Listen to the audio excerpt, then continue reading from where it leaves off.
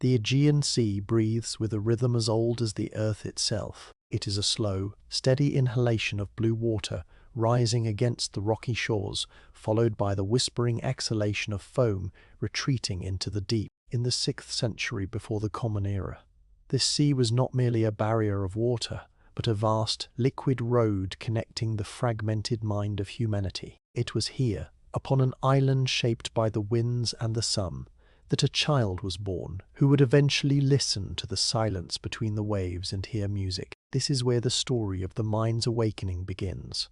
On the vibrant, sun-drenched island of Samos. Samos was a jewel set in the eastern Aegean, a place of immense wealth and frantic energy, sitting just a mile off the coast of Asia Minor. It was a hub where the known world converged. Ships with painted eyes on their prows docked in its harbours, their timber bellies swollen with grain from the Black Sea, textiles from Phoenicia, and papyrus from the hot sands of Egypt. In the narrow, winding streets of the capital, the air was thick with the scent of roasting meat, cedar wood, and the sharp tang of olive oil. Into this world of commerce and sensory overload, Pythagoras was born to a man named Nicephorus. His father was not a philosopher, nor a priest, but a merchant of high standing, a man of practical matters. Menartius was a gem engraver, a master of focus and precision.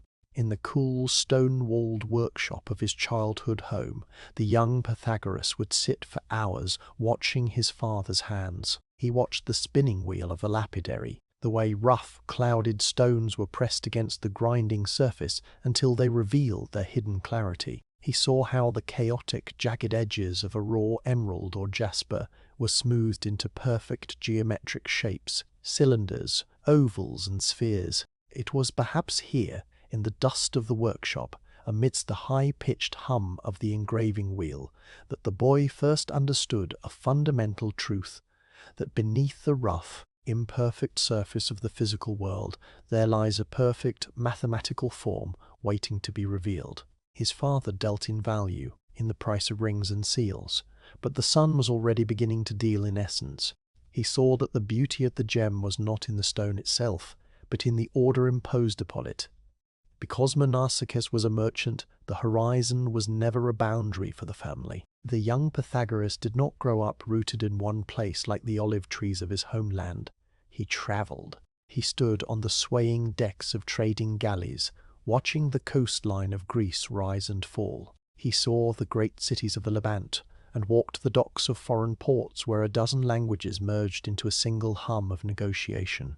This nomadic early life planted a deep restlessness in him, a sense that the truth was not local but universal. He learned to observe the stars, not for divination, but for navigation, noting how the constellations held their positions with a rigid, silent authority while the world of men below remained chaotic and fleeting. Samos, for all its beauty, was a cage gilded in gold. The island was under the rule of the tyrant Polycrates, a man of immense ambition and terrifying power. Under Polycrates, Samos reached a zenith of engineering and architectural splendor.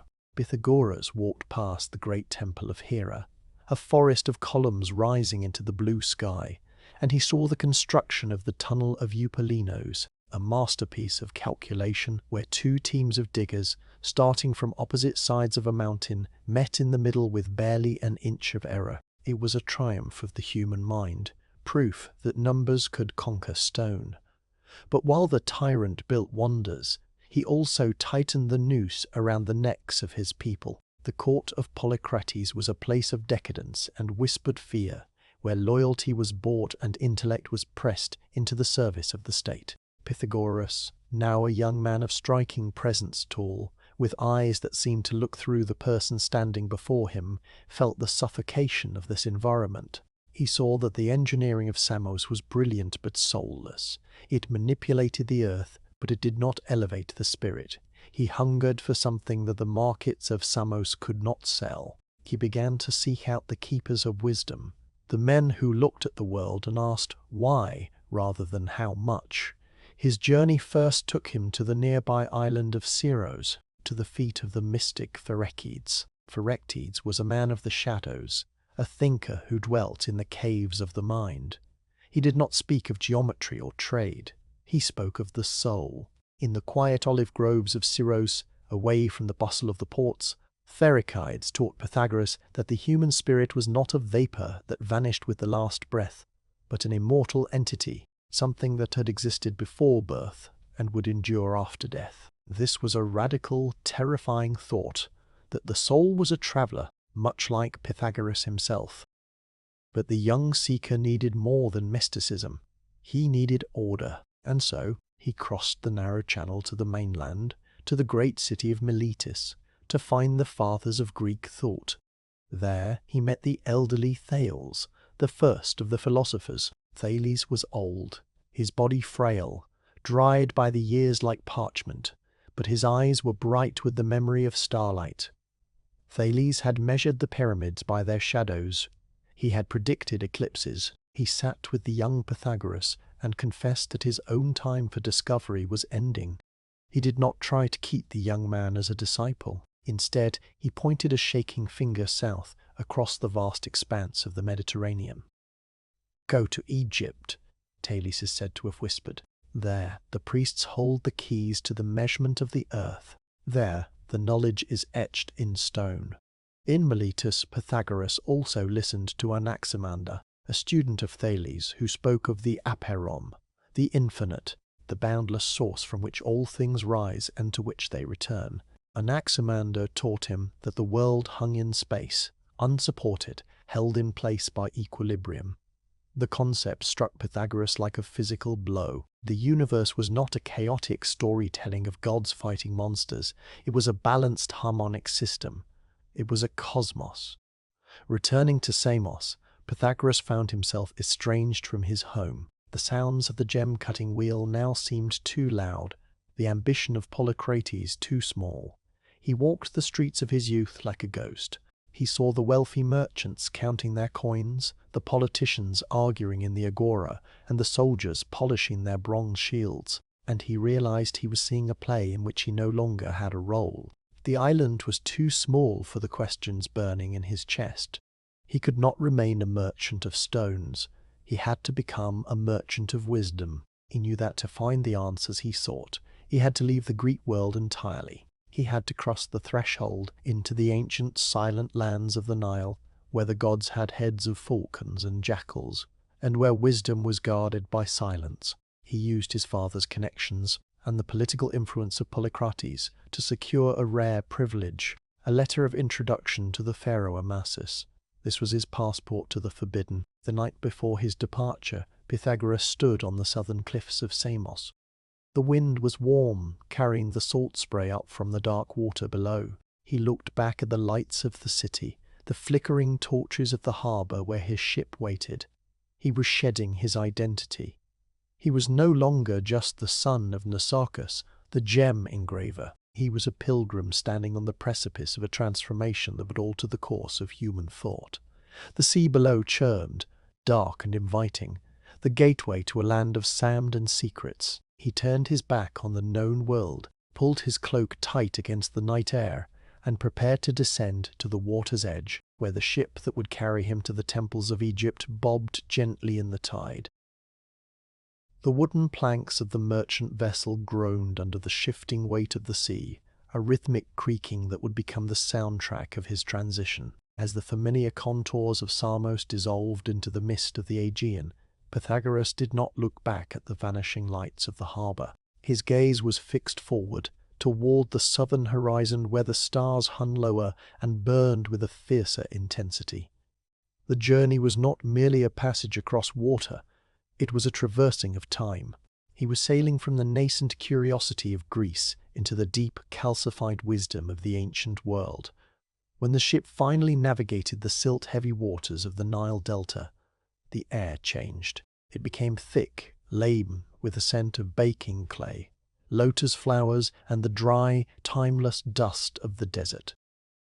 Egypt was not simply a country, it was a temple that spanned an entire river valley. Here, under the patronage of Pharaoh Amasis, Pythagoras stepped onto the shores of a civilization that had been charting the heavens, while the Greeks were still struggling to build their first stone hearths. He carried the letter of introduction from Polycrates, a document of immense political weight, yet it was not a key that simply unlocked doors. It was merely a request for entry into a fortress of secrecy.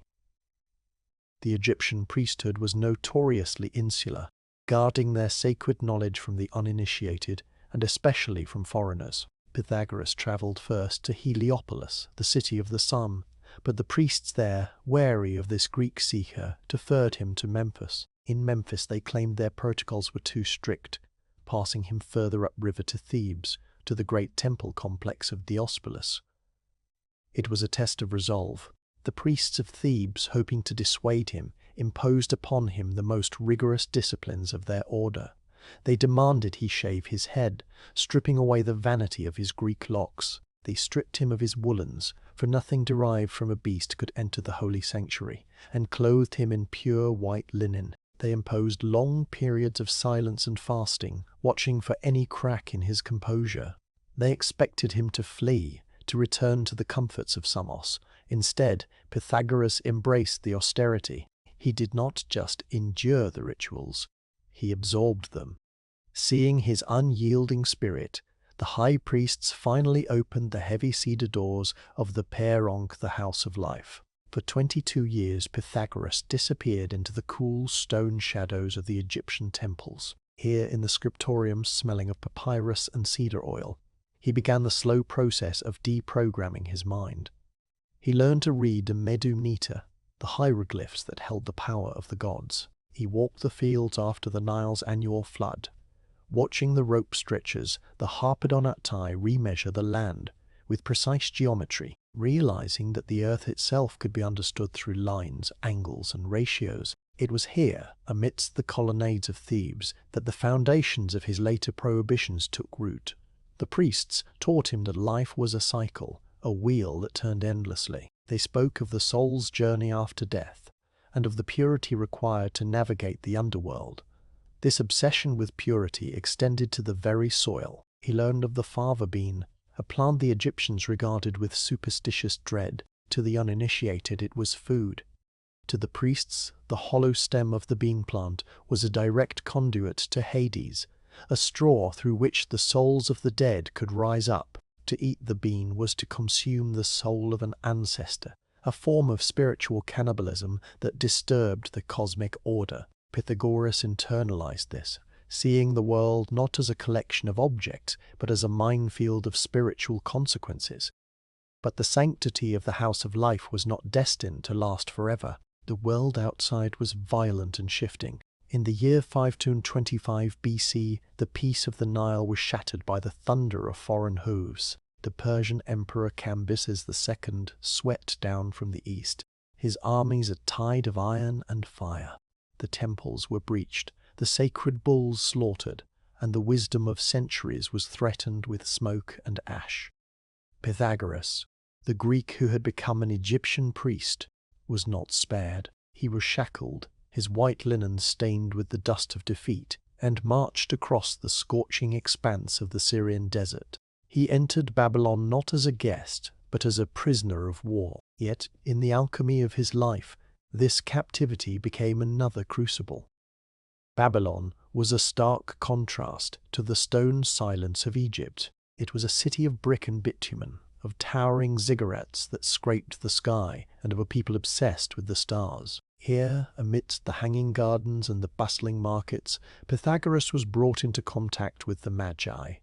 The Magi were the keepers of a different kind of fire. Followers of Zoroaster, they saw the universe as a battleground between light and dark, order and chaos. They did not just measure the land, they measured the cosmos. In the observatories atop the ziggurats, under the vast crystal-clear skies of Mesopotamia, Pythagoras studied the movement of the planets with a mathematical precision unknown to the Greeks. The Magi taught him that the stars were not merely lights, but divine mathematical entities moving in accordance with a perfect law. He saw the connection between the musical intervals he had studied, the plucking of a string and the orbits of the wandering stars. The distance between the planets, the Magi whispered, corresponded to musical ratios. The universe was not silent, it was humming. It was a great celestial orchestra, playing a harmony that only the purified soul could hear. This was the music of the spheres. For 12 years he lived among the Chaldeans and the Magi, perfecting his knowledge of arithmetic and music theory. Synthesizing the geometry of Egypt with the astronomy of Babylon, he delved into the mystic rites that bridge the gap between number and divinity. He learned that the number one, the monad, was the source of all things, the divine mind from which the universe unfolded. He began to see himself not merely as a philosopher, but as a custodian of a sacred truth that unified the physical and the spiritual. Legends began to cling to him during these years in the East. Some said he was cleansed by the Magi in a river of fire. Others whispered that he had recovered the memory of his own past lives. He spoke of having once been Euphorbus, a hero at the siege of Troy, and could recall the details of his death on the battlefield. The separation between the man he was and the souls he had been began to dissolve. He was becoming something more than human in the eyes of those who watched him, a sage who walked the boundary between the mortal and the divine. Eventually, the wheel of fortune turned again. The Persian grip loosened, or perhaps his wisdom earned him his freedom. At the age of 56, an age when most men were preparing for death, Pythagoras prepared for a new beginning. He gathered his scrolls, his instruments, and the vast invisible library of knowledge he had stored within his mind. He turned his back on the ziggurats of Babylon, just as he had once turned his back on the harbour of Samos. The journey home was long, a retracing of steps through a world that had changed in his absence. When he finally set foot on Samos again, the island was not as he remembered. The tyrant Polycrates was dead, murdered in a gruesome trap, and the island was governed by a petty, sycophantic successor. The atmosphere was stifling. The Samians were interested in trade and politics, in the mundane squabbles of city life. They had no patience for a man who spoke of the geometry of the soul or the prohibition of beans. He established a small school in a cave outside the city, known as the semicircle, but he found the minds of his countrymen too rigid, too concerned with the material world. He realized then that a prophet has no honor in his own land. The wisdom he had carried from the Nile and the Euphrates was too heavy, too radical for the small ambitions of Samos. He needed a blank slate, a place where he could build a community from the ground up, a society modelled on the harmonic laws he had discovered. His eyes turned west toward the colonies of Magna Graecia in Italy. He packed his few belongings once more. The Aegean wind felt different. Now it was no longer the wind of departure, but the wind of destiny. He boarded a ship bound for the heel of the Italian boot toward a city called Croton. As the coastline of Greece faded into the mist behind him, he stood on the deck, a figure of white linen and silence, carrying the seed of a revolution that would not be fought with swords, but with silence, symbols, and the terrifying beauty of a perfect equation. The water lapped against the hull, whispering the rhythm of the journey to come. The crossing of the Ionian Sea was not merely a physical voyage, but a suspension in the blue ether, a time when the horizon dissolved into a singular line of infinite possibility. The ship cut through the waters with a steady, hypnotic rhythm, the timber creaking in a language of salt and endurance. For days there was only the vast indifferent sky and the mirroring depth of the sea, a perfect sphere of isolation that suited the exile well. Pythagoras stood at the prow, his white linen robes fluttering like the wings of a dove against the wind, his eyes fixed on the western star. He was leaving the fractured politics of the Aegean for the raw potential of Magna Graecia, the rugged coast of Italy, where the Greeks had planted cities that were now ripe for a new kind of cultivation. When the coastline of Croton finally emerged from the morning mist, it appeared not as a refuge, but as a challenge. Croton was a city of athletes and physicians, a place obsessed with the perfection of the body, famous for producing Olympic victors who could snap bull necks with their bare hands. It was a city of muscle and blood, thriving in the humid, fertile air of the Italian peninsula. Yet, as Pythagoras disembarked, stepping onto the wooden docks with the grace of a man who walks to an internal cadence, he saw the invisible sickness beneath the city's golden skin. There was excess, luxury, and a chaotic discord in the souls of its people. They had mastered the strength of the limb, but had forgotten the tuning of the spirit. He did not announce himself with trumpets or proclamations. He simply began to speak. He found his way to the gymnasium, where the young men oiled their bodies and boasted of their feats. He sat upon a stone bench, his presence radiating a calm so profound that it acted as a gravity well, pulling the curious toward him. When he spoke, his voice was not loud, yet it carried the resonance of a well-struck chime. He spoke of the body not as a temple of vanity, but as a musical instrument that must be tuned to the harmonies of the cosmos. He told them that strength without wisdom was like a heavy stone rolling down a hill, destructive and aimless. The effect was immediate and intoxicating. The youth of Croton, starved for a meaning deeper than the next wrestling match, gathered around him in growing numbers. Then came the women, and then the elders. The Council of 1,000, the ruling body of the city, eventually summoned him, not to condemn him, but to ask for his counsel. It was a transformation unparalleled in history. A single philosopher, armed only with the power of the Logos, tamed a city of warriors. They offered him land on the outskirts of the city, a high promontory overlooking the sea, to build his institute. Here, Pythagoras raised the sanctuary that would become the epicenter of his mystery. It was not merely a school. It was a fortress of the mind, a state within a state, governed by the laws of mathematics and purity. The architecture mirrored the celestial order, with colonnades that tracked the movement of the sun and gardens laid out in geometric precision. This was the laboratory where the human soul would be distilled. Those who sought to enter this inner sanctum faced a trial of formidable difficulty. Pythagoras knew that the ego was a noisy beast, constantly chattering, defending, and asserting itself. To hear the subtle music of the universe, the harmony of the spheres, one had to first silence the self. Thus, he instituted the trial of the acousmatikoi, the listeners. For 5 full years, a new novice was forbidden to speak. They were stripped of their possessions, their names, and their right to voice an opinion. They lived in a communal silence that was heavy and thick, a silence that forced them to turn inward. They were permitted only to listen. They listened to the wind moving through the cypress trees, realizing that the rustle was a mathematical equation of air and resistance. They listened to the waves crashing on the rocks below, hearing the cyclical rhythm of time. And most importantly, they listened to the master. But they did not see him. In the great lecture hall, a heavy curtain of purple linen divided the room. Pythagoras sat behind this veil, a disembodied voice flowing from the darkness. This was the acosmatic method, designed to sever the link between the message and the messenger. He wanted no idols. He wanted no worship of his face or his gestures.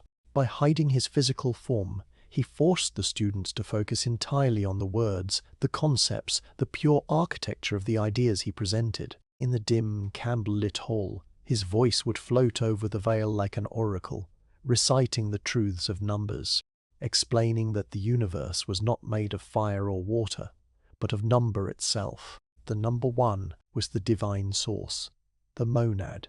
The number 2 was the potential for matter, the dyad. And the number 4, the tetractes, was the holy key to nature. Among the sea of white-robed silent figures, there was a radical presence that defied the customs of the ancient world. Women sat alongside men, their heads bowed in equal contemplation. Pythagoras taught that the soul had no gender, that it was a spark of the divine fire that cycled through bodies like water, cycling through rain and river. Foremost among them was Theano. Some whispered she was his wife, others his daughter, but within the school she was simply a philosopher of the highest order. She possessed a mind that could navigate the complexities of the golden ratio and the ethical nuances of the soul's transmigration. Her presence softened the rigid austerity of the order, proving that wisdom was the birthright of all humanity, not just the bearded patriarchs of tradition. Life within the community was governed by a strict, almost monastic rhythm. They woke before the sun to sing hymns to Apollo, the god of order and light. They walked alone in the morning dew to settle their minds.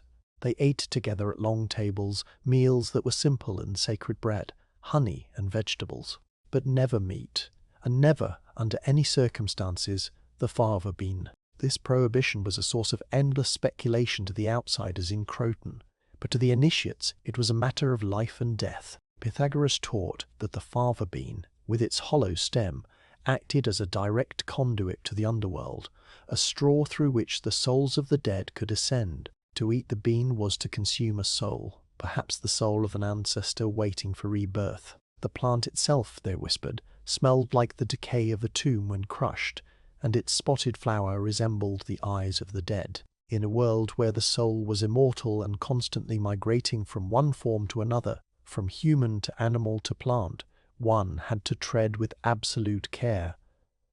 Every living thing was kin. There were rumors, too, that enhanced the mystical aura of the master.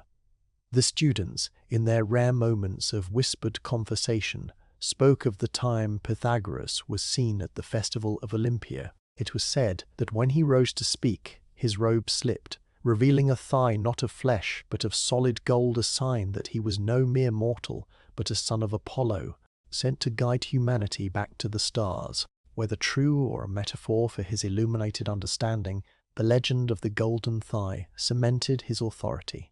He was the semi-divine link between the mud of the earth and the fire of the stars. As the years turned, the school in Croton became a beacon. The Tower of Seven Lights, as some poetic souls called his inner circle, shone with an intellectual brilliance that illuminated the Mediterranean. They discovered that the pitch of a musical note depends on the length of the string that produces it, a revelation that connected the physical world to the abstract world of mathematics. If music was number, and the planets moved in rhythmic orbits, then the planets themselves must hum a divine symphony, a music of the spheres that only the purified soul could hear. Night after night, Pythagoras would lead his students to the cliff's edge to watch the great wheel of the galaxy turn above them. He would point to the wandering stars, teaching them that the earth was spherical, a perfect shape reflecting the perfection of the divine mind. In the silence of those Italian nights, with the scent of thyme and salt in the air, the students felt the heavy chains of their earthly existence loosening. They were no longer citizens of Croton or Samos. They were citizens of the cosmos. Yet, in the shadow of this great light, a darkness was beginning to gather. The exclusivity of the school, its secrecy, and its growing influence over the politics of Croton bred envy among those who were rejected. The silence that protected their wisdom also built a wall between them and the common people, a wall that was slowly being undermined by suspicion. The perfection of the equation was absolute, but the variables of human nature, jealousy, pride, and fear, were unpredictable and volatile. As the school reached the zenith of its power, the seeds of its own destruction were already germinating in the valley below, waiting for the right moment to burst through the soil. To understand the shadow falling over the school in Croton, one must first understand the blinding magnitude of the light that cast it. The reverence the students held for their master was not merely for a teacher of mathematics, but for a traveller who had walked the boundaries of the known world and returned with the secrets of the gods. The wisdom that was now being whispered in the Italian breeze had been harvested during a lifetime of seeking, a great migration of the intellect that began long before Pythagoras ever set foot on the western shores.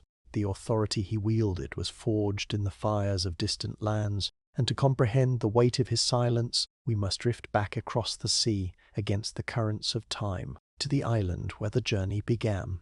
Decades earlier, the world was a different place, and Pythagoras was but a young man on the island of Samos, a bustling gem in the Aegean Sea. It was a place of vibrant blues and stark whites, a maritime hub where the scents of salt, cedar, and exotic spices mingled in the air.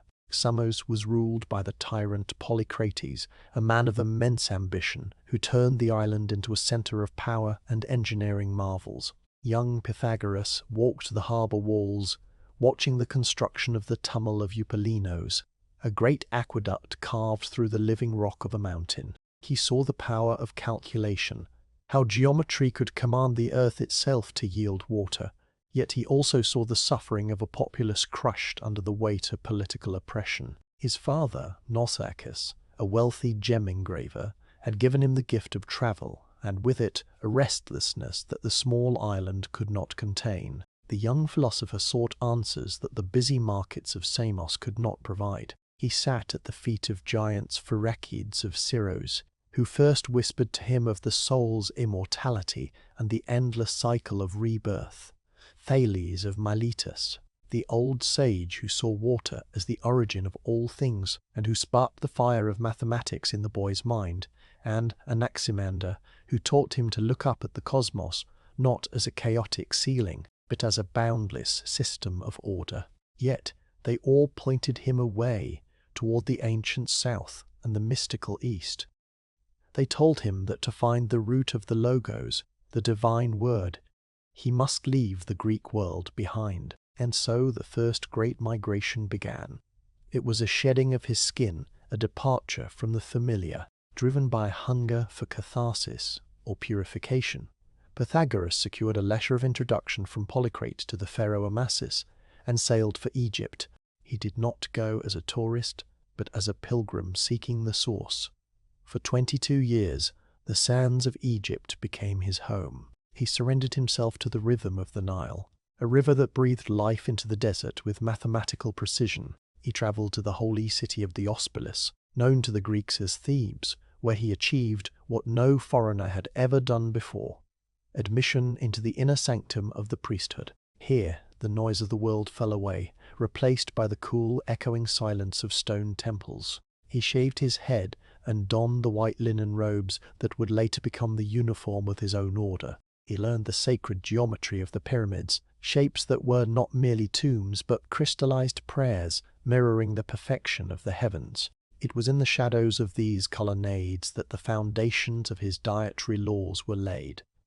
The priests taught him that all life was connected, a belief that manifested in strict prohibitions. He learned to shun the father bean, not for the trivial reasons of the body, but for the dark mysteries of the spirit. The hollow stem of the bean plant was believed to act as a conduit to the underworld, a ladder for the souls of the dead to climb back to the surface. To eat the bean was to consume a soul, a violation of the sacred cycle of metempsychosis. Pythagoras internalized these ancient taboos, seeing in them a recognition of the sanctity of all living things. But the wheel of fortune turned, and the migration continued, this time not by choice but by force. When the Persian king Cambyses swept down upon Egypt in a storm of iron and fire, the temples were breached. Pythagoras, the initiate of Thebes, was taken in chains, dragged as a prisoner of war across the harsh expanses to the great city of Babylon. Yet, for a mind like his, there were no prisons, only new libraries. In the heart of the Persian Empire, amidst the towering ziggurats and the hanging gardens, he found himself among the Magi. These were the sorcerers of the East, masters of a different kind of wisdom. While the Egyptians had given him geometry, the measurement of the earth, the Babylonians gave him arithmetic, the language of the stars. He studied their astronomical charts, learned the musical theory that governed the chanting of their rites, and began to see the universe as a vast vibrating instrument. He realized that the same ratios that governed the plucking of a lyre string governed the orbits of the wandering planets. The harmony of the spheres was not a poetic metaphor, it was a literal, mathematical truth that hummed in the background of existence. After 12 years in Babylon, perfecting the synthesis of number and divinity, Pythagoras was finally free to return to the Aegean. He arrived in Samos, a man transformed, 56 years old, carrying the weight of ancient civilizations in his mind.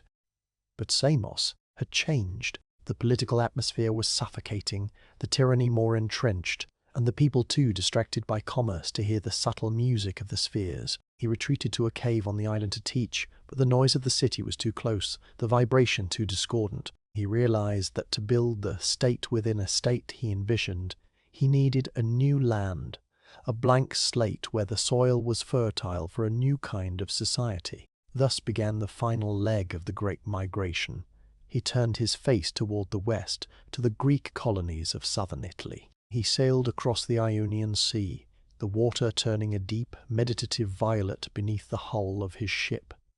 He was no longer just a man, he was becoming a myth. Tales of his divinity began to ripple across the water before him, whispers that he was the son of Apollo, that he possessed a thigh made of solid gold, a mark of his celestial origin. He did not discourage these stories, for he knew that to teach the masses to listen to the silence, they first had to be awed by the speaker. When he finally stepped onto the shores of Croton, he brought with him the rigorous discipline of the Egyptian priests, the cosmic mathematics of the Babylonian magi, and the philosophical inquiry of the Greeks. He was a synthesis of East and West, a bridge between the mystical and the rational. He moved with a grace that commanded attention, his white robes flowing like water, his presence radiating a calm so profound it seemed to quiet the air around him. He did not just enter Croton, he permeated it. He began to speak to the elders, to the youth, and, in a radical break from tradition, to the women. He found a kindred spirit in Theano, a woman of immense intellect who would become his wife and greatest student, proving his belief that the soul had no gender, only potential. The elite of Croton, tired of the chaos of petty politics and moral decay, were drawn to him like moths to a lantern. They saw in his eyes the reflection of the pyramids and the depth of the starry Babylonian nights. He established his school not as a mere academy, but as a sanctuary for the soul's liberation. The migration had ended, but the work was just beginning. The physical journey across the map was complete, and now the vertical journey, the ascent of the mind from the heavy earth to the weightless stars, could commence. It was here, in this fertile Italian soil, that he planted the seeds of his order, demanding silence, purity, and absolute loyalty. He had travelled the world to find the equation of the divine, and now, protected by the veil and the vow of silence, he prepared to whisper the solution to those few who were brave enough to listen, unaware that the very intensity of this light would eventually summon the darkness. The sanctuary he built in Croton was not forged of high walls or guarded by iron-clad soldiers, but defined by a perimeter of profound, vibrating silence. It was a fortress of the mind, a white-stoned complex that stood apart from the bustling, noisy commerce of the Italian coast. Those who approached its gates did not do so lightly, for to enter the inner sanctum of Pythagoras was to surrender one's former self entirely. The citizens of Croton whispered about what occurred behind those walls, seeing only the white-robed figures moving like ghosts in the early dawn, figures who seemed to walk with a cadence that matched the unseen rhythms of the earth. The school was divided, much like the cosmos itself, into spheres of proximity to the truth. At the outer rim were the acousmatikoi, the listeners. These were the initiates, the seekers who had passed the rigorous physiognomic examinations where Pythagoras would scrutinize their laughter, their gait, and the resting expressions of their faces to judge the quality of their souls. Once admitted, they entered a period of probation that was psychologically shattering to the unready. For 5 full years these new students were forbidden to speak. This vow of silence was not merely a rule of order, it was a surgical procedure on the ego. In the bustling markets of Greece, men spoke to assert dominance, to haggle, to seduce, and to deceive. Speech was the primary tool of the chaotic self. By stripping it away, Pythagoras forced his students to become vessels of pure reception. They had to unlearn the urge to react, to opine, and to interrupt. In that long-stretched quiet, the mind ceased its frantic chatter and began to hear what Pythagoras called the harmonies of nature. They learned to listen to the wind moving through the olive groves, not as a random disturbance, but as a variable in a grand equation. They watched the stars not as distant lights, but as a moving geometry, a celestial choir whose music could only be heard when the human voice was stilled. During these years, the listeners never saw the master's face. When Pythagoras lectured, he did so at night, his voice emanating from behind a heavy linen curtain, the veil. This separation was calculated and theatrical, designed to prevent the idolatry of the man while elevating the authority of the word. To the student sitting in the darkness, Pythagoras was not a flesh and blood philosopher aged by travel and sun. He was a disembodied intellect, a voice of divine reason floating in the void. It forced them to focus entirely on the logos, the content of the teaching, rather than the appearance of the teacher. The voice from behind the veil spoke of the universe as a monochord, a single string stretched between heaven and earth, with every planet humming its own tone, creating the music of the spheres. Only after 5 years of silence, if they had proven their temperance and their capacity to hold a secret, were they permitted to lift the veil. These chosen few became the mathematikoi, the learners.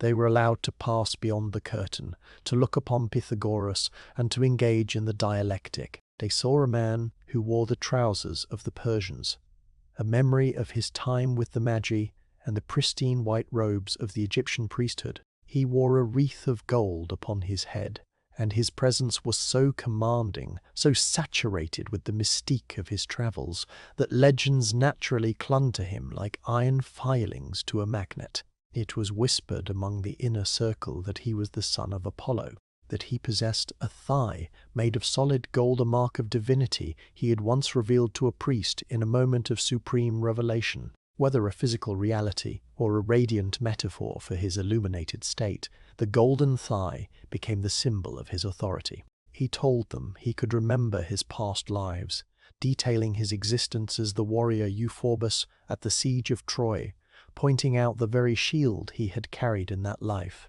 now hanging in a temple in Argos. He was a man who had conquered death by remembering it, bridging the gap between incarnations. Life within the community was a choreographed ritual of purification. The day began before the sun, with a solitary walk in the morning light to settle the mind. There were athletics, for the body was the instrument of the soul and needed to be tuned like a lyre. There were meals of bread and honey, eaten in silence.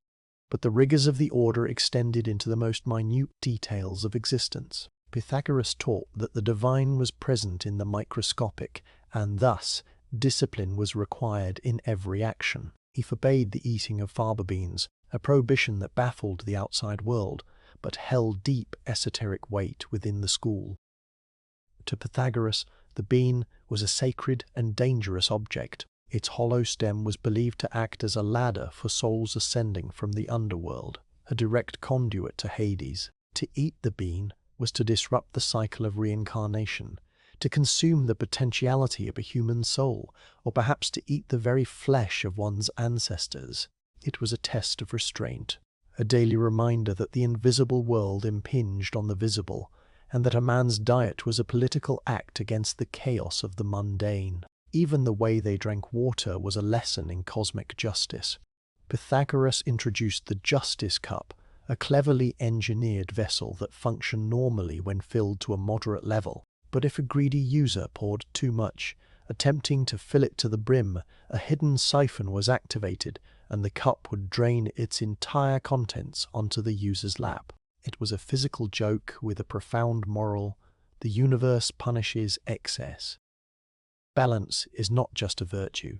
It is a law of hydrostatics, a law of nature. In a move that scandalized the traditional Greek sensibilities of the time, this secret society was not a club of men. Pythagoras saw the soul as a number, a spark of the divine fire, and numbers have no gender. Women were admitted into the inner circle, taught the secrets of geometry and the structure of the cosmos. Foremost among them was Theano, a woman of immense intellect who matched Pythagoras in wisdom.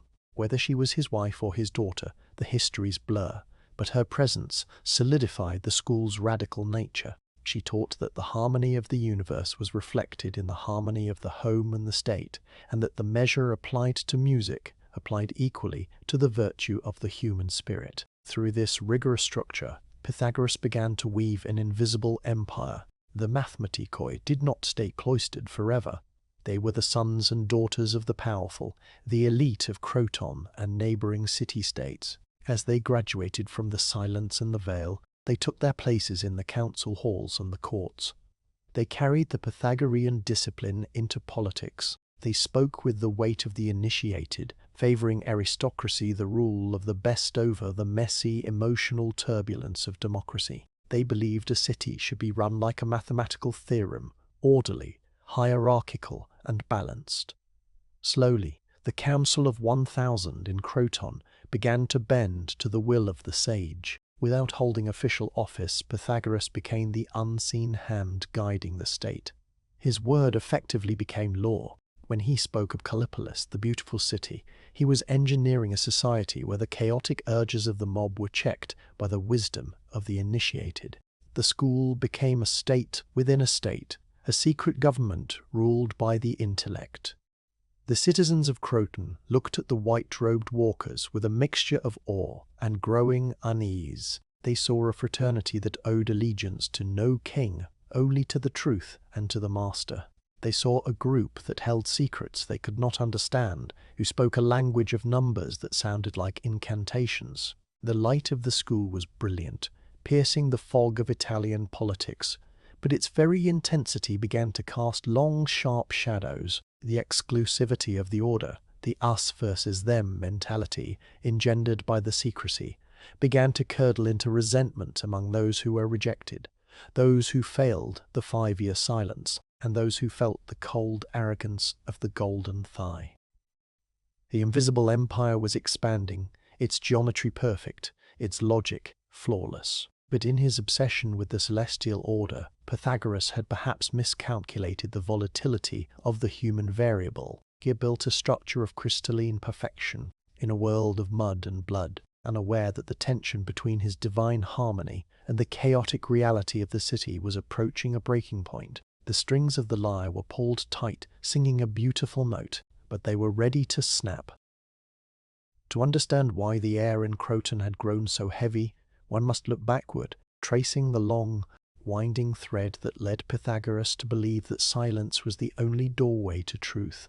The rigidity of his order was not an accident of temperament, nor was it merely a desire for control. It was a structure forged in the fires of his own extraordinary journey, a journey that had taken him from the bright, sun-drenched beaches of Samos to the dark, cavernous temples of Egypt, and finally to the starlit observatories of Babylon. The man who spoke from behind the veil had been shaped by decades of seeking, collecting the scattered fragments of wisdom that would eventually coalesce into the singular, blinding light of his philosophy. His story began on Samos, an island that sat like a jewel in the Aegean, bustling with the energy of trade and the chaotic ambition of the tyrant Polycrates. Young Pythagoras, the son of a wealthy gem engraver, grew up watching his father cut precise geometric facets into raw stone, revealing the hidden order within the chaos of nature. It was an early lesson in the power of lines and angles, a visual language that spoke of perfection. But Samos, for all its wealth and the engineering marvels like the great tunnel of Eupalinos which pierced the mountain, felt suffocating to a mind that yearned for the eternal. The political air was thick with the whims of the tyrant, a world where power was measured in fleets and gold rather than wisdom. Driven by a hunger that the bustling port could not satisfy, he sought out the old masters. He sat at the feet of Thales of Miletus, an elder statesman of thought, who, though frail with age, possessed eyes that still sparked with the clarity of the stars.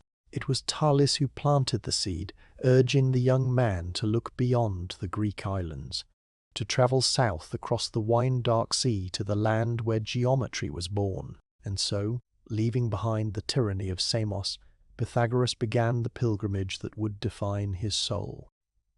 He arrived in Egypt not as a tourist, but as a supplicant. The land of the pharaohs was ancient, steeped in rituals that had remained unchanged for thousands of years. Here, time seemed to slow, thickening in the heat of the Nile Valley. He carried a letter of introduction from Polycrates to Pharaoh Amasis, a golden ticket that granted him what no other foreigner had ever achieved, entrance into the inner sanctum of the priesthood at Diospolis. But admission was not immediate. The Egyptian priests, guarding their secrets with jealous fervor, tested his resolve. They subjected him to rigorous challenges, demanding he shave his head, wear only pure white linen, and adhere to strict dietary codes that would later become the hallmarks of his own school. For 22 years Pythagoras disappeared into the temples. He walked the cool stone corridors where the air smelled of myrrh and ancient dust. It was here, in the cradle of civilization, that he learned the discipline of ritual purity. He learned that the body was a vessel that could either cloud the mind or clarify it. He was taught to shun the fava bean, a prohibition that would later baffle the Greeks. To the Egyptian mystics, and subsequently to Pythagoras, the bean was not merely food. Its hollow stem was believed to be a conduit to the underworld, a ladder for the souls of the dead. To eat it was to disrupt the cycle of reincarnation, to chew on the very essence of life and death. In the silence of the Egyptian desert, he absorbed the doctrine of metempsychosis, the wheel of birth, believing that the soul was immortal, trapping itself again and again in physical form until it could be purified by wisdom. But the wheel of fate turned violently in 525 BC. The Persian emperor Cambyses swept into Egypt like a sandstorm, shattering the peace of the temples. The priesthood was scattered, and Pythagoras, the scholar of the Nile, became a prisoner of war. He was marched across the scorching expanse of the Middle East to Babylon, the great city of hanging gardens and towering ziggurats. Yet, for a mind like his, captivity was merely another classroom. Babylon was a city obsessed with the heavens. While the Egyptians had taught him the mysteries of the earth and the soul, the Babylonian magi taught him the mysteries of the stars and the numbers that governed them. In the shadow of the Tower of Babel, he conversed with the keepers of the sacred fire. He learned how to map the movement of the planets, seeing in their orbits not just the whims of gods, but a mathematical symphony, the harmony of the spheres. He realized that the same ratios that governed the pleasing intervals of music also governed the motion of the cosmos. The universe was not a chaotic jumble of matter. It was a song, and its language was number. When he finally returned to the Greek world, he was no longer just a man. He was a synthesis of the ancient East and the logical West, a vessel containing the secrets of the Nile and the Euphrates. He was 56 years old, weary of travel but burning with a mission. Finding Samos still gripped by political tyranny, he turned his gaze west, to the Italian coast, to Croton. This was the man who established the order that now held the city in its sway. The rules he imposed were not arbitrary cruelties. They were the distilled essence of his life's journey. The most famous and formidable of these was the 5-year vow of silence.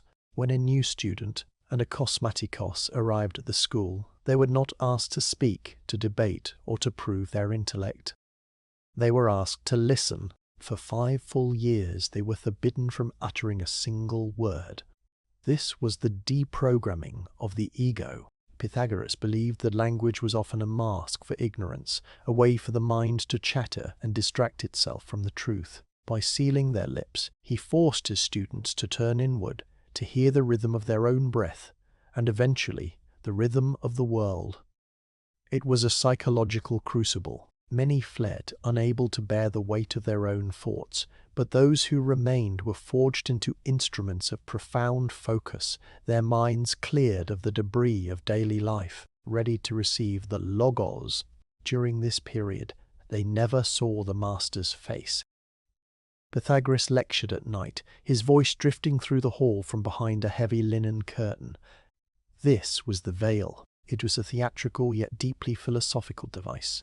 By hiding his physical form, he ensured that his students did not idolize the man, the aging flesh, the grey beard, the human imperfections, but instead focused entirely on the words. The voice in the dark became an oracle, disembodied and pure. It taught them that the source of truth was invisible, just as the numbers that governed the universe were invisible to the eye, but clear to the mind. Only after passing the 5-year trial were the students initiated as mathematikoi. The curtain was pulled back. They were allowed to see him, to speak with him, and to enter the inner circle where the deepest secrets of the universe were discussed. They saw a man who carried himself with the gravity of a pharaoh. He wore the white robes of the Egyptian priests and trousers, a scandalous Persian custom that marked him as otherworldly. Rumors of his divinity swirled around him, and he did little to dispel them.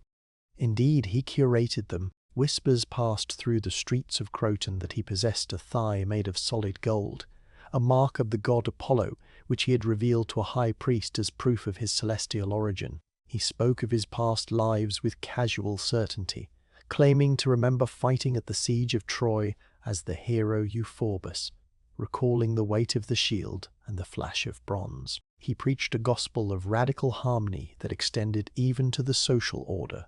In a move that shocked the conservative Greek world, the inner circle included women. Theano, a brilliant philosopher who was either his wife or his most gifted student, sat alongside the men, debating the nature of the golden ratio and the ethics of the soul. The school was a bubble of enlightened equality, a utopia of the mind. They practiced moderation in all things.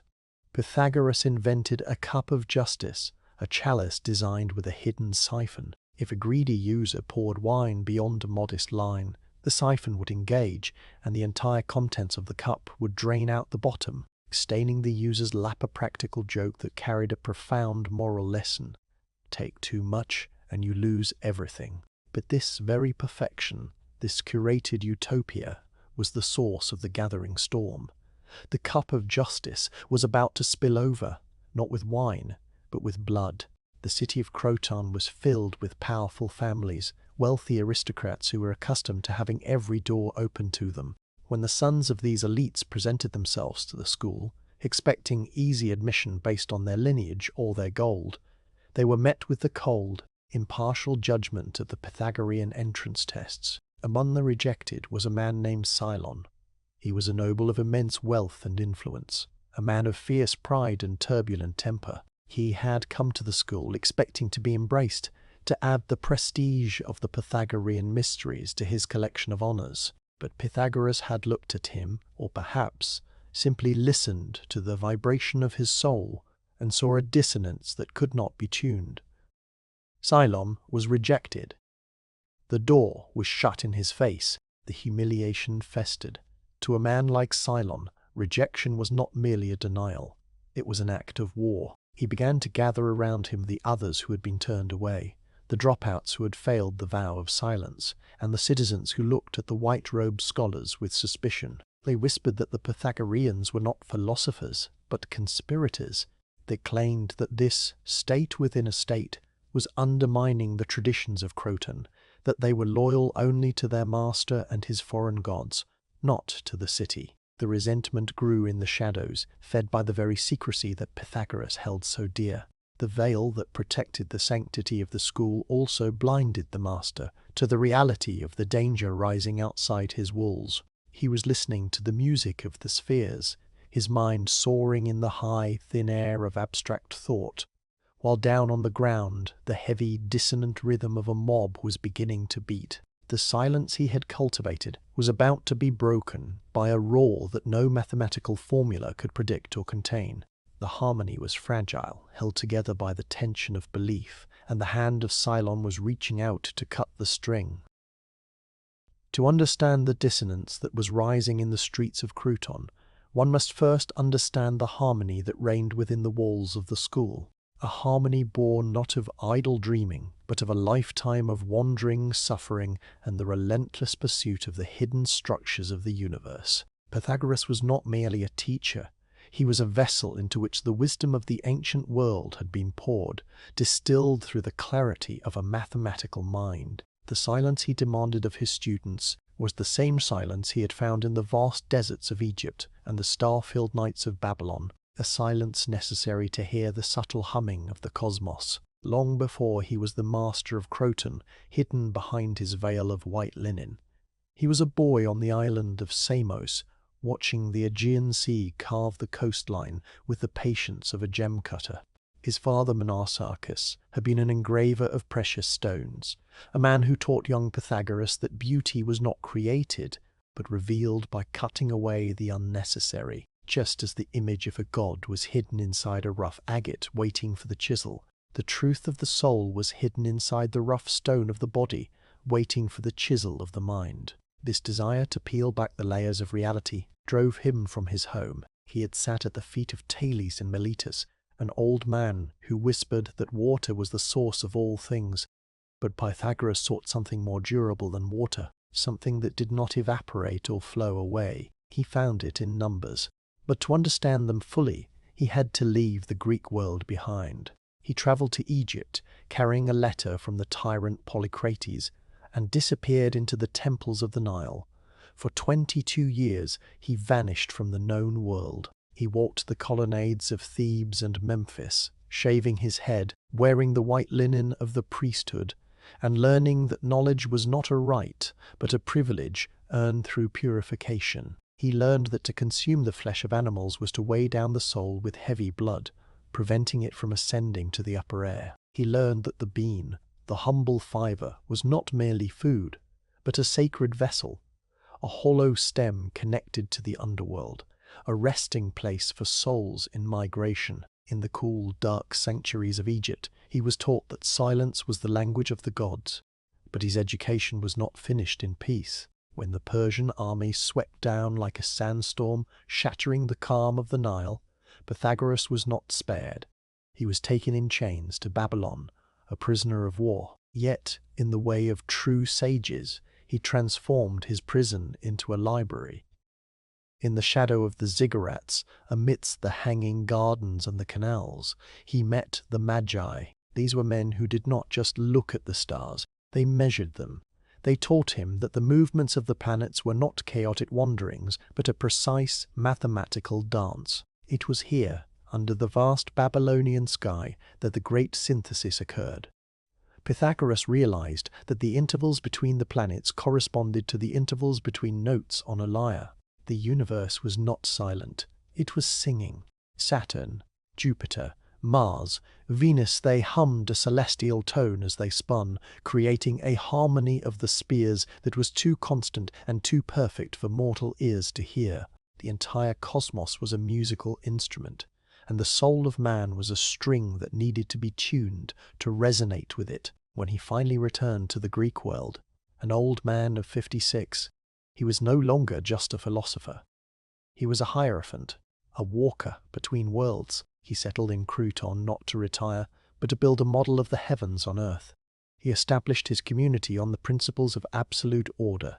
The students who now faced the wrath of the mob had spent their first 5 years as akousmatikoi, or listeners, forbidden to speak a single word, training their minds to receive the logos without the interference of their own egos. They lived simply, sharing all property, for friendship, Pythagoras taught, was equality. In a world where women were often confined to the shadows of the household, Pythagoras opened the heavy doors of his school to them. Theano, a woman of immense intellect who became his wife and most devoted disciple, taught alongside him, proving that the soul had no gender, only degrees of purity. Together, they taught that the soul was immortal, trapped in a wheel of birth, passing from human to animal and back again, seeking the release that came only through the contemplation of order. Even the smallest details of daily life were infused with this heavy, mystical significance. When a Pythagorean dropped a piece of bread from the table, they would never pick it up. It was not waste, it was an offering. The floor belonged to the spirits, to the heroes who had passed on, and what fell was their due.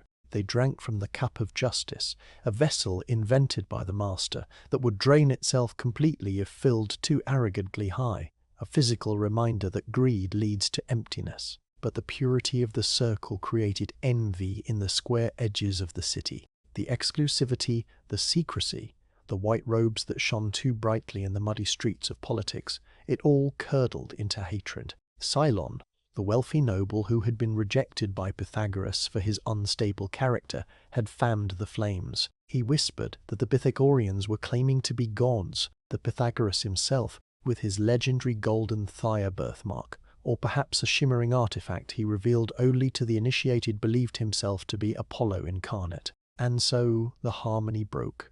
It began with a shout, then a stone, and then the fire. The mob, drunk on rumour, and led by the spurned Cylon, descended upon the house of Milo, the great wrestler and follower of the order, where the Pythagoreans were gathered. The chanting of the mob drowned out the music of the spears. The heavy wooden doors splintered under axes. Smoke, thick and choking, curled into the room where the master sat, clouding the geometric diagrams drawn in the sand. There was no fight, for a Pythagorean would not spill blood. There was only flight. The scholars, coughing in the acrid air, tried to form a bridge with their bodies to allow their master to escape. Pythagoras, now an old man, his white beard flowing like the sea foam of Samos, fled into the night. The chaos of the world he had tried to order was now snapping at his heels. He ran through the back streets of Croton, the orange glow of his burning school illuminating the path. He ran until the cobblestones turned to dirt, and the city gave way to the open country. His breath came in ragged gasps, his heart beating a frantic, irregular rhythm that defied all musical proportion. Behind him, the shouts of the pursuers grew louder, the heavy thud of sandals on the earth closing the distance. He reached the edge of a field that blocked his path. The moon broke through the smoke-filled sky, illuminating the barrier before him. It was a field of fava beans, thick and lush, their stalks standing waist-high, rippling in the night wind like a dark, verdant sea. Pythagoras stopped. His pursuers were close now. He could hear the rasp of their breathing, the metallic clinking of weapons. To cross the field was to live. He could wade through the plants, trample them underfoot, and vanish into the forest beyond. But to trample the beans was to trample the souls of the ancestors. It was to sever the hollow stems that connected the earth to the underworld. It was to admit that survival was more important than the sacred law. For a man who had spent a lifetime listening to the divine order, a single moment of disorder was a fate worse than death. If he crushed the life beneath his feet to save the life in his chest, the harmony would be lost forever. The philosophy would be a lie. He turned his back to the field. He stood still, smoothing the folds of his linen robe, his figure stark and bright against the dark wall of vegetation. He composed his face, his eyes looking past the approaching torches, past the angry, twisted faces of the mob, and up toward the stars. He found Venus. He found Jupiter. He calculated the ratio. He heard the hum. The mob slowed as they reached him, confused by his stillness. They expected a rabbit fleeing the hounds. Instead, they found a statue. Pythagoras looked at them, not with fear, but with a profound, terrifying calm. He had calculated the equation of his life, and he had reached the final integer. He would not cross the field. As the first blow fell, ending the calculation of his mortal days, the silence of the field remained unbroken, the beans swaying gently in the wind, guarding the souls within, witnessing the final, tragic proof that the body is merely a tomb, and the soul, at last, was free to rejoin the music. The legacy, however, did not die in the field. The fire that destroyed the school dispersed the sparks across the world. The survivors fled to mainland Greece, carrying the secrets of the numbers, the geometry of the soul, and the belief that the universe is rational. The silence of Pythagoras would echo through the centuries, influencing Plato, touching the mind of Kepler, and whispering to every soul who ever looked at the night sky and felt, deep in their bones, that there was an order behind the chaos. The wheel continued to turn, and the music played on, waiting for the next listener to hear the tune. To understand the music that lingers even after the instrument is broken, one must listen not to the final silence, but to the first breath that stirred the air. The wheel of the heavens turns, rewinding the threads of fate, carrying us back across the centuries, away from the tragic field of beans and the fire of Croton, back to the sun-drenched shores where the equation first began. Before he was a legend whispered by Plato or a ghost haunting the mind of Kepler, he was a boy standing on the edge of the Aegean Sea, watching the rhythmic crash of the waves and sensing even then that the water moved according to a hidden numerical law. It begins on the island of Samos, a jewel of the eastern Aegean, a place of vibrant trade and intellectual ferment, situated dangerously close to the great empires of the East. Here, in the shadow of the great temple of Hera, Pythagoras was born to Nisarchus, a wealthy merchant and engraver of gems. It is in the nature of an engraver to seek precision, to cut away the superfluous, to reveal the hard, enduring truth beneath. And this obsession with exactitude was the first inheritance of the son. As a child, Pythagoras travelled with his father, his eyes drinking in the chaotic beauty of the Mediterranean markets, yet his mind always sought the underlying order. He was not left to wander the maze of intellect alone. The young Samian was shaped by three monumental pillars of thought, three teachers who etched the initial lines of his soul's geometry. First came Pythagoras of Syros, a man who spoke not of the earth but of the spirit, planting the seed of a radical idea that the soul is immortal, a wanderer that survives the decay of the body. Then the boy travelled to Miletus to sit at the feet of the elderly Thales, the sage who taught that all things are water, and who, seeing the spark of genius in the boy's eyes, urged him to look toward Egypt, the mother of mysteries. And finally, there was Anaximander, who spoke of the infinite, the apeiron, teaching Pythagoras that the cosmos was not a static painting, but a dynamic, living machine. But Samos, for all its beauty, became a cage. The island had fallen under the grip of Polycrates, a tyrant whose ambition reshaped the land with brutal engineering. Pythagoras walked through the great tunnel of Eupolinos, a marvel of calculation carved through the solid heart of a mountain, and while he admired the mathematics, he recoiled from the tyranny that commissioned it. The regime demanded servitude, but Pythagoras desired catharsis, purification. He realized that the noise of politics drowned out the subtle harmonies of the universe. To hear the gods, one had to leave the world of men. And so the great migration of his mind began. Following the advice of Thales and carrying a letter of introduction from Polycrates to Pharaoh Amasis, Pythagoras sailed south to Egypt. He did not go as a tourist, but as a seeker knocking on the doors of the ancient sanctuaries. For 22 years, the golden sands of the Nile became his home. He was a singularity, the only foreigner permitted to enter the sacred priesthood at Diospolis, the city the Greeks called Thebes. Here, the frivolous layers of his Greek identity were stripped away. He shaved his head, wore only white linen, and abstained from the flesh of animals and the consumption of fava beans foods that the priests whispered were connected to the underworld, their hollow stems serving as conduits for the souls of the dead. In the cool, incense-heavy darkness of the Egyptian temples, he learned that secrecy was not merely a way to hide knowledge, but a vessel to preserve it. He absorbed the geometry of the pyramids, not as a tool for building granaries, but as a sacred language of shapes that mirrored the structure of the divine. But the wheel turned again, violent and sudden. The Persian conquest under Cambyses shattered the peace of the Nile. The temples were raided, and the priest-philosopher was bound in chains and marched across the scorching deserts to Babylon. Yet, what was intended as a captivity became a coronation of his intellect. In the shadow of the towering ziggurats, amidst the hanging gardens and the ancient dust of Mesopotamia, Pythagoras sat with the Magi. If Egypt gave him the silence of stone, Babylon gave him the music of the stars.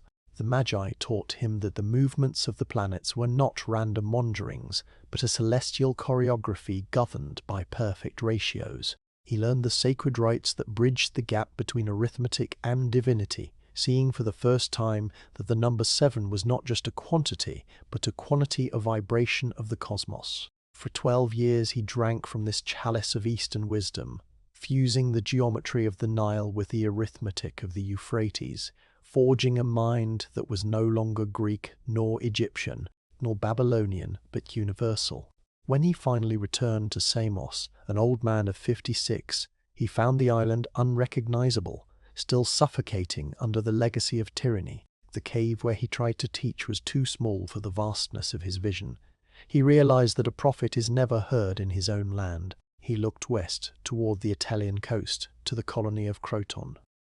It was there, in the heel of Italy, that the wanderer finally planted his staff. In Croton he did not merely open a school, he established a new reality. His arrival was electric. He spoke to the council of elders, to the youth and to the women, his voice carrying the weight of 3 civilizations. He possessed a charisma so potent that it bordered on the supernatural. He was no longer just a man. He was a conduit for the logos. He established a community, a state within a state, governed by the strictest codes of conduct designed to facilitate the escape of the soul from the wheel of birth. Central to this new order was the discipline of memory and silence. Those who sought to learn from him, the acousmatikoi, or listeners, were subjected to a 5-year vow of absolute silence. They were not permitted to ask questions, to argue, or to speak a single word. They were only to listen. This was a psychological surgery, a systematic deprogramming of the ego and the linguistic habits that cluttered the mind. Only in total silence could the student hear the mathematical rhythms of nature, the faint hum of the spheres that Pythagoras claimed to hear constantly. He taught them from behind a veil. A heavy curtain separated the master from the novices, ensuring they focused on his words rather than his form. To see him was a privilege reserved for the mathematician, the inner circle who had proven their souls were tempered like steel. When the curtain was finally drawn back, they saw a man who claimed to be more than mortal. He spoke of his golden thigh, a shimmering mark of divinity revealed to a priest of Apollo, and he spoke with terrifying clarity of the memory of souls. This was the heart of the mystery, the metempsychosis. He taught that the soul was a trapped immortal, cycling through bodies of humans and animals, bound to the wheel by the weight of its own ignorance. He did not speak of this as a theory, but as a memory. He told his awe-struck students that he remembered the Trojan War. He claimed that in a past life he had been Euphorbus, a warrior slain by Menelaus.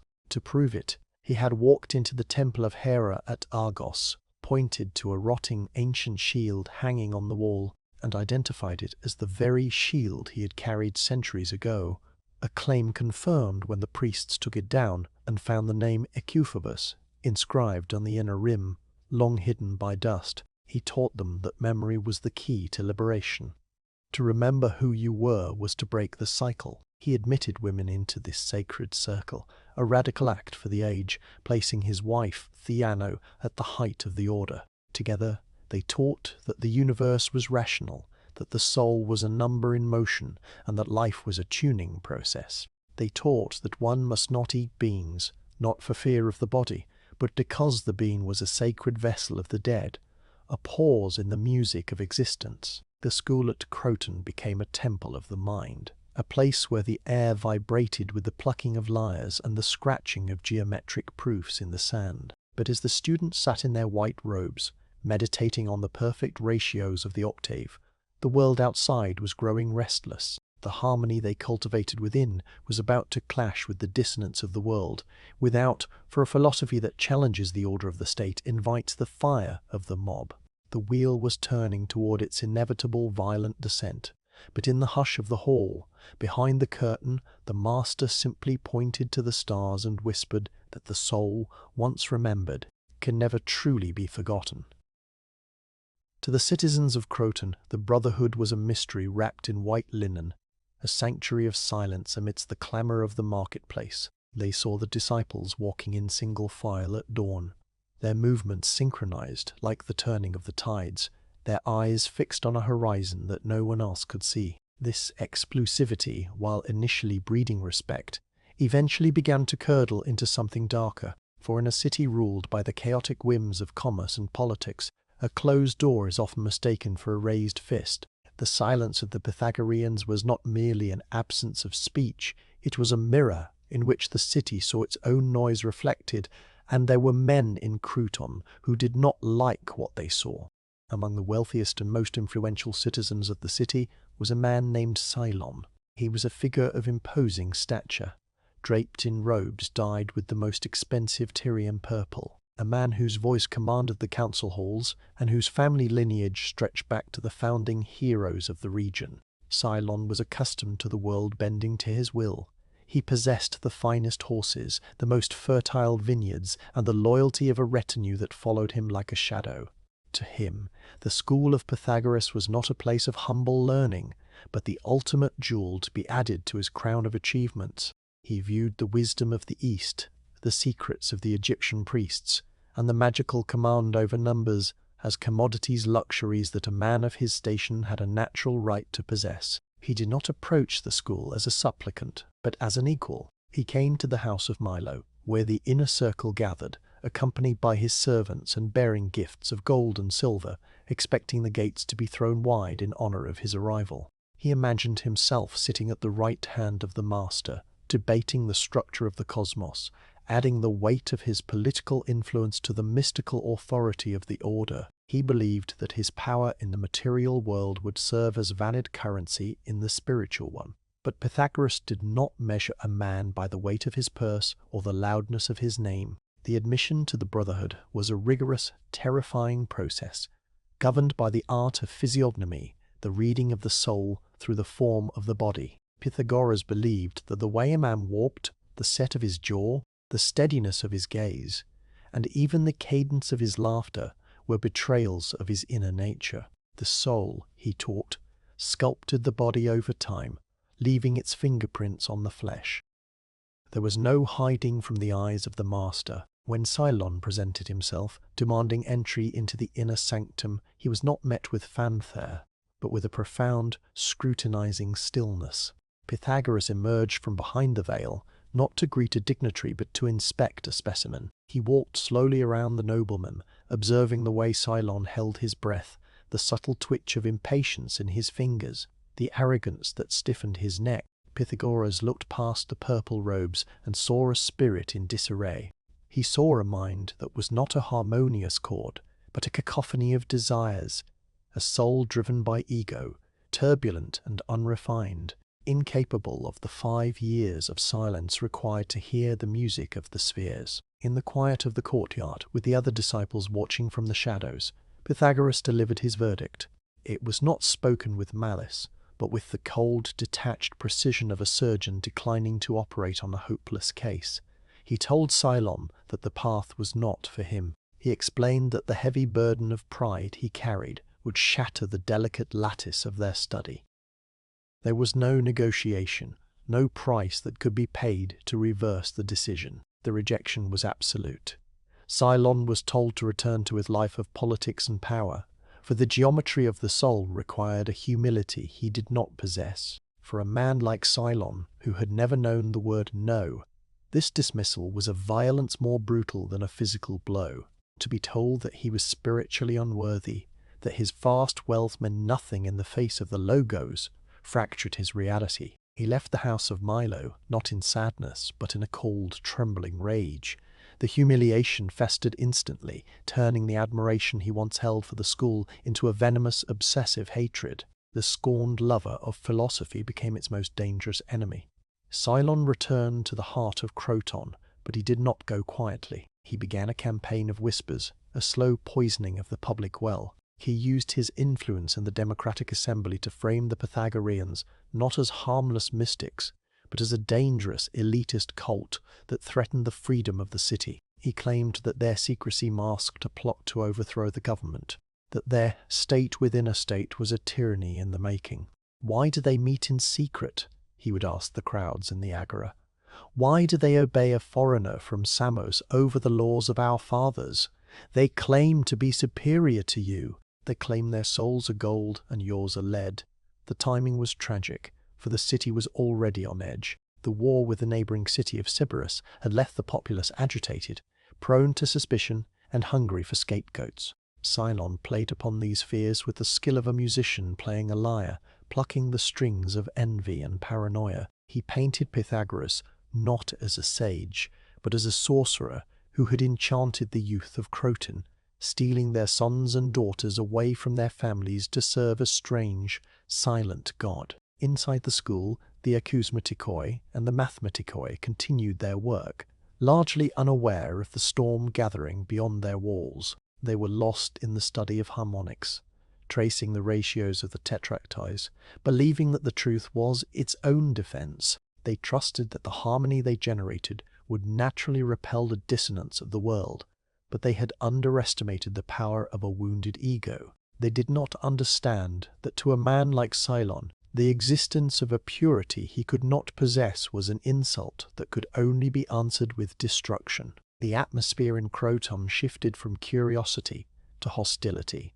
When the disciples walked through the streets, they no longer met lowered eyes of respect, but glares of open contempt. Stones were cast at the gates of their meeting houses. The accusations grew wilder that the Pythagoreans were hoarding the city's wealth, that they were planning a coup to install a philosopher king who would dissolve the democracy. Samos, now the de facto leader of the opposition, organized meetings of his own, loud, raucous gatherings where wine flowed freely and the rhetoric of freedom was used to mask the intent of murder. It was a clash of two worlds: the vertical hierarchy of wisdom, where authority comes from knowledge, versus the horizontal leveled field of the mob, where authority comes from the loudest voice. Pythagoras had spent his life trying to tune the soul to the frequency of the divine, but he had neglected to tune his school to the frequency of the survival. The tension finally snapped on a humid night when the air hung heavy and still over the Italian coast.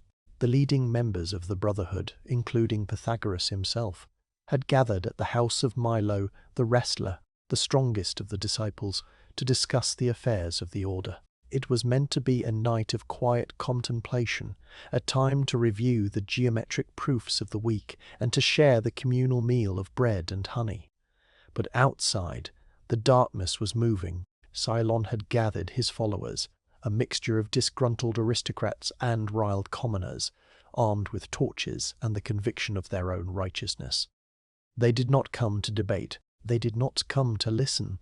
They came to erase. The silence of the street was broken, not by the plucking of a string, but by the roar of men who had decided that what they could not understand, they must destroy.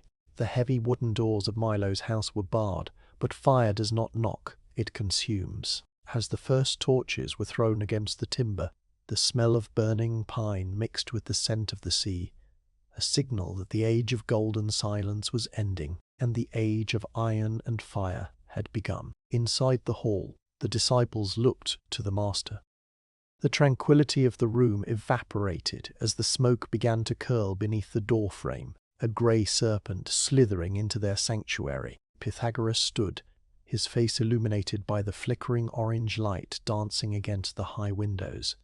There was no fear in his eyes, only a deep, sorrowful recognition. He had taught them that the universe was a cycle, that order inevitably gives way to chaos before returning to order again. The wheel had turned. The proof was complete. The time for theorems was over. The time for the final physical test of their philosophy was at hand. He gestured to the back exit, a narrow passage that led away from the city and into the wild, unkempt fields beyond. They would not fight the fire with water, but with the only thing the mob could not catch, their departure. The coolness of the night wrapped around them like a dark linen shroud, a stark and sudden contrast to the heat radiating from the burning hall. They moved into the shadows, not as a panicked herd, but as a single organism breathing in unison, guided by the discipline that had defined their lives for decades. The path away from the city of Croton was narrow, a goat track worn into the hard earth that wound through olive groves and rocky outcrops, leading toward the wilder, uncultivated lands to the north. Behind them, the orange glow of the fire pulsed against the underbelly of the low clouds, a rhythmic throbbing that mimicked the heartbeat of a dying beast. Pythagoras moved at the center of the group, his white robes catching the pale light of the waning moon. He did not run with the frantic energy of a man fearing death, but with the measured, rhythmic pace of one who understands the geometry of motion. Even in this flight, there was a calculated cadence to his steps. The ground beneath his sandals was uneven, littered with loose stones and gnarled roots. Yet he navigated it with a fluidity that belied his age. He was an old man now, his beard long and silver, but the strength in his legs was born of a lifetime of temperance and the rigorous gymnastics he had prescribed to his followers. As the sounds of the city faded, replaced by the chirping of crickets and the rustle of the wind in the dry grass, the silence, that sacred, golden silence he had revered above all else, began to reassert itself. But this was not the peaceful silence of the lecture hall where the acousmatikoi, the listeners, sat in rapt attention behind the curtain. This was a heavy, pregnant silence, thick with the anticipation of an ending. In the quiet rhythm of their flight, Memories began to overlay the present moment, superimposing themselves upon the Italian landscape. As he breathed in the scent of wild thyme and dust, Pythagoras was transported back to the sands of Egypt. He remembered the 22 years spent in the shadow of the great temples at Thebes and Memphis. He recalled the terrifying darkness of the initiation chambers, where he had lain in stone sarcophagi to simulate death, learning that the soul exists independently of the body. The priests there had taught him that life is a preparation for the separation of the soul, a gradual loosening of the knots that bind the divine spark to the heavy earthen matter. He looked at the students running beside him. Among them was Theano, her presence a steadying force. She who had mastered the mathematics of the cosmos as deeply as any man, moved with a grace that reminded him of the celestial spheres. They were the chosen few, the mathematicoi, who had passed the years of silence, who had purified their bodies through diet and their minds through geometry. They understood that what was happening now, the fire, the mob, the persecution, was merely a shifting of the variables in the great equation of history. The harmony of the world was broken, dissonant, and it sought to resolve itself through violence. The path began to rise, the incline steepening as they pushed further into the hinterlands. Their breath came in steady, synchronized expulsions, a collective respiration that seemed to draw energy from the earth itself. Pythagoras felt the familiar ache in his muscles, a reminder of the physical vessel he inhabited. He had always taught that the body was a tomb, a soma, a prison for the immortal soul. Tonight, the prison walls were shaking. Far behind them, the sound of the pursuit began to coalesce. It was not the disorganized clamor of a riot, but the focused, driving noise of a hunt. The followers of Croton, the wealthy noble rejected from the school for his lack of character, were relentless. Croton's resentment had festered for years, turning from disappointment into a virulent hatred that had now ignited the city. They were coming with torches and swords, intent on erasing the brotherhood that had dared to suggest that wisdom was superior to wealth. The fugitives crested a low hill, and the landscape before them opened up, bathed in the ethereal, silver light of the moon. They were approaching the agrarian outskirts, where the wild scrub gave way to the ordered rows of agriculture. Pythagoras paused for a fraction of a second, his eyes scanning the horizon. He was looking for a route that would lead them to the sanctuary of the Locrians, a path of safety. But the path was blocked. Stretched out before them, shimmering like a dark, restless sea in the moonlight, was a vast field of flowering beans.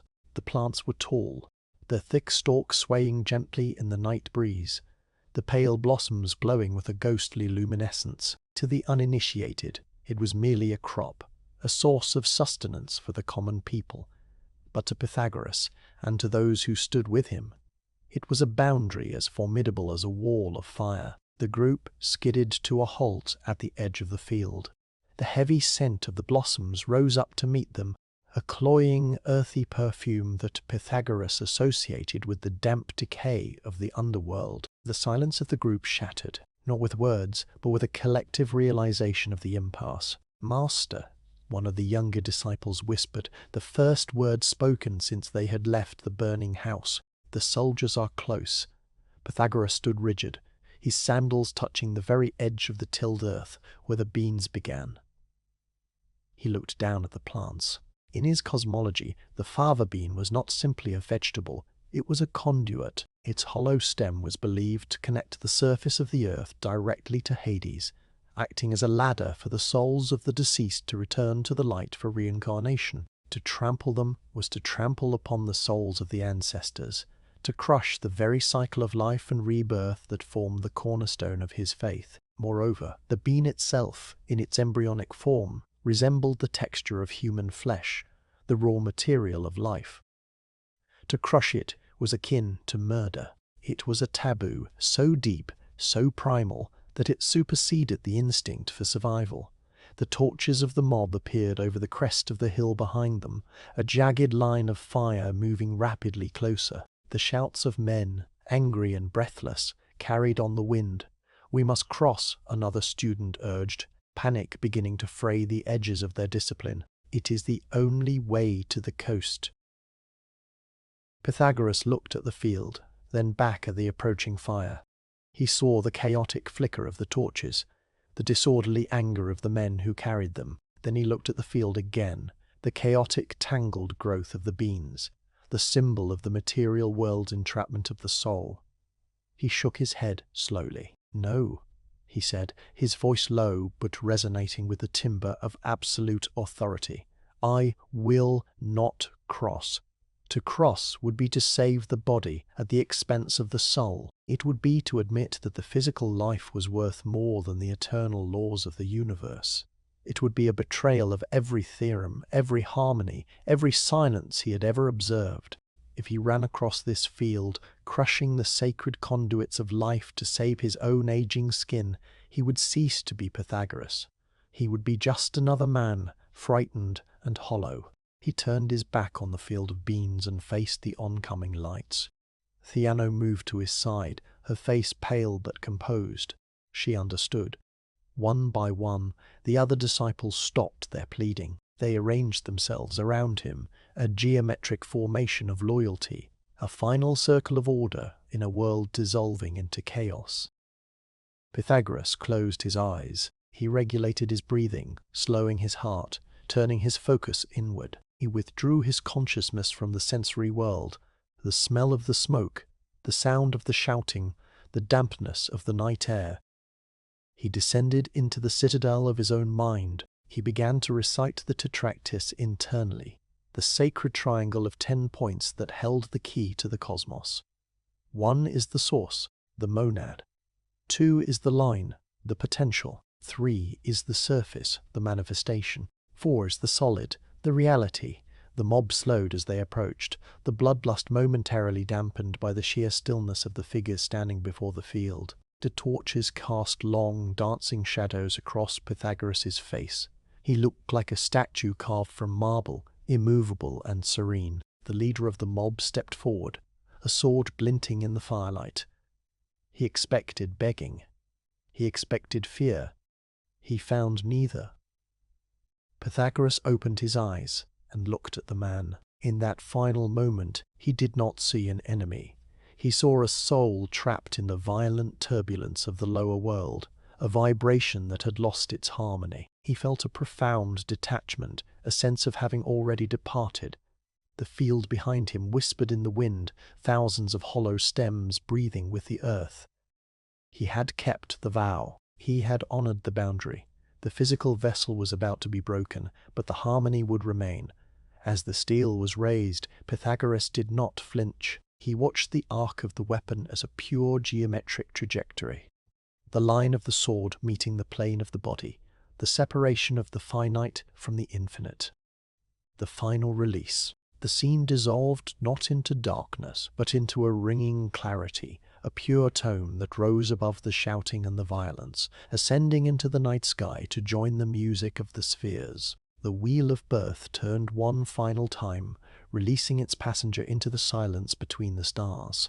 The wind continued to blow over the field, rustling the leaves of the sacred beans, indifferent to the history that had just bled into the soil. The night deepened, the moon continuing its slow mathematical arc across the heavens, measuring out time for the living and the dead alike, marking the transition from the age of the master to the age of the memory. The earth drank what was offered, and the cycle continued, unbroken, ancient, and vast. The silence that descended upon the field of blooming beans was heavy, a physical weight that pressed down on the stalks and the soil, stifling the cries of the mob which had, only moments before, seemed so deafening. The violence had expended itself like a storm that breaks against a cliff, leaving behind only the damp earth and the quiet hum of the natural world returning to its rhythm. The physical vessel of the master was gone, returned to the elements he had spent a lifetime decoding, but the air remained charged with a strange, vibrating energy, as if the very atoms of the atmosphere were realigning themselves to compensate for the loss of the mind that had understood them best. In the aftermath, it was not the loud lamentations of the powerful that preserved the delicate flame of his wisdom, but the quiet, steel-like resolve of the women and men who had sat in the silence of the inner circle. Theano, the one who had stood closest to the center of his world, did not weep with the wild abandon of the uninitiated. She understood, perhaps better than any, that death was merely a modulation of key, a shifting of the soul from a heavy earthly vibration to a lighter celestial one. She gathered the scattered remnants of the order, the scrolls written in ciphers, and the diagrams drawn on linen, and she moved them into the shadows. Under her guidance, the school did not die, it merely became invisible, retreating into the roots of the world like the sap of a tree in winter, waiting for the season to turn once more. The diaspora of the mind began in the quiet ports of southern Italy. Ships departed under the cover of moonless nights, carrying passengers who spoke little and looked at the stars with a familiarity that unsettled the common sailors. They carried no gold, for they had renounced it, but in their minds they carried the golden ratios that governed the architecture of the cosmos. They spread into the wider world, into the dusty streets of mainland Greece and the distant courts of the East, carrying the secret whispered in the halls of Croton, that all is number.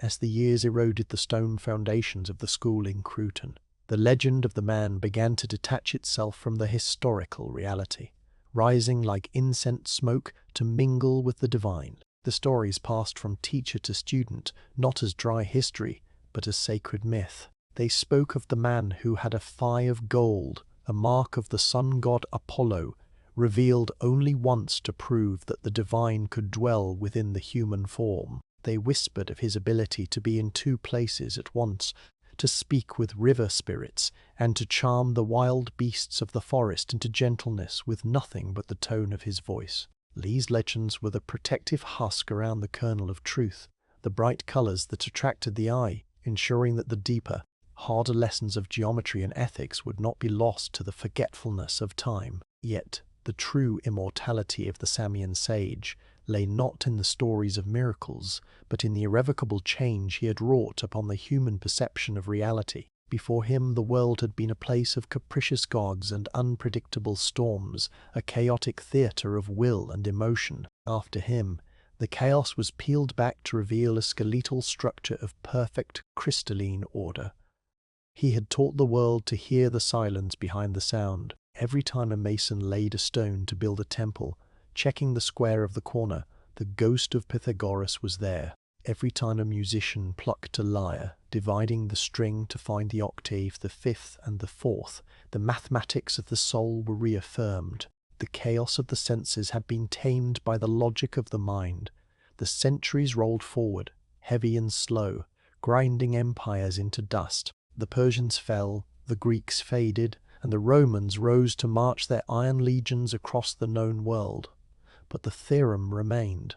The square of the hypotenuse remained equal to the sum of the squares on the other two sides, indifferent to who wore the crown or which army held the field. The truth was independent of the thinker. It was a discovery, not an invention, a glimpse into the eternal blueprint that existed before the first star was kindled and would persist long after the last one flickered out. High above the petty struggles of the earth, the great celestial clockwork continued its majestic rotation. The planets, those wandering gods of the night sky, Jupiter, Saturn, Mars, Venus, Mercury, traced their elliptical paths through the velvet darkness. To the uninitiated eye, they were silent points of light. But to those who had learned to listen with the inner ear, they were a symphony. Each sphere, in its motion, hummed a tone determined by its speed and its distance, a cosmic choir singing a hymn of perfect proportion. The music of the spheres was not a metaphor. It was the vibrational reality of the universe. A song too low and too vast for mortal ears to hear, yet it was the rhythm that beat in the heart of every living thing. The soul, trapped in the wheel of birth, longed to return to that choir. It cycled through lives, wearing the bodies of men and women, of beasts and birds, learning the lessons of moderation and harmony, slowly shedding the dissonance of the ego. The purification was long, a journey of 10,000 years, but the destination was certain. Just as the chaotic vibrations of a plucked string eventually settle into a pure tone, the soul would eventually settle into the divine integer, merging back into the one from which it had divided. In the quiet of the present night, the influence of the eternal geometer is still felt in the stillness of a room where a clock ticks, measuring time in precise mathematical increments. It is felt in the architecture of bridges that span vast waters, holding their weight through the tension of angles. It is felt in the digital pulse of the modern world, a reality built entirely on the binary dance of zeros and ones, the ultimate reduction of the universe to pure number. The wind that once rustled the bean field in Italy has circled the globe 1,000,000 times, carrying the same air that filled the lungs of the master. The moonlight that falls on your window is the same light that illuminated the white robes of the initiates as they walked in silence along the coast of Samos. The boundary between the past and the present dissolves when viewed through the lens of the infinite. Now, the geometric shapes of the waking world begin to soften.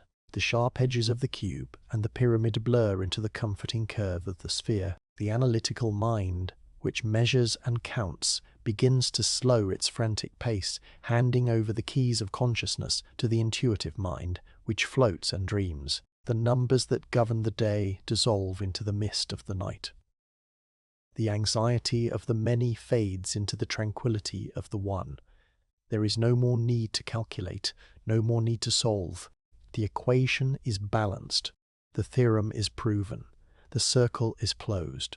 You are part of the harmony, a note in the great unending song that spans the galaxies. The universe holds you in its mathematical embrace, secure and ordered, drifting in the vast velvet silence between the stars. The wheel turns slow and steady, carrying you down into the deep, restful void where all numbers return to zero and all sound returns to silence. Good night.